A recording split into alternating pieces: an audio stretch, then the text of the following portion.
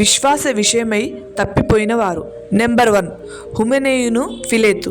వీరి గూర్చి పౌలు గారు మాట్లాడుతూ, వీరు అపవిత్రమైన వట్టి మాటలను మాట్లాడి భక్తిహీనులుగా మారి పునరుత్థానం గతించనని చెప్పుచు సత్యము విషయమై తప్పిపోయి కొందరి విశ్వాసమును చెరిపినవారు. నెంబర్ 2 యన్నే అంబ్రే అనువారు కొరహు సంబంధులు మోషను ఎదిరించినట్లు వీరును చెడిన మనస్సు కలిగి విశ్వాస విషయంలో భ్రష్టులై సత్యమును ఎదిరించిరి. నెంబర్ 3 దేమా అనువాడు ఇహలోకమును స్నేహించి దేవుణ్ణి విడిచి వెళ్ళి లోకంలో కలిసిపోయాడు.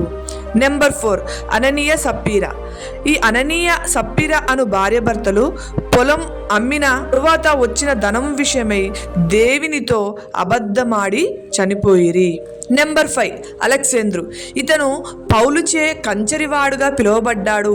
పౌలుకు చాలా కీడు చేసి విశ్వాస విషయమై ఓడ బద్దలైపోయిన వారి వలె చెడి ఉన్నారు. ఈ విధంగా ఈ భక్తులు విశ్వాస విషయంలో తప్పిపోయారు.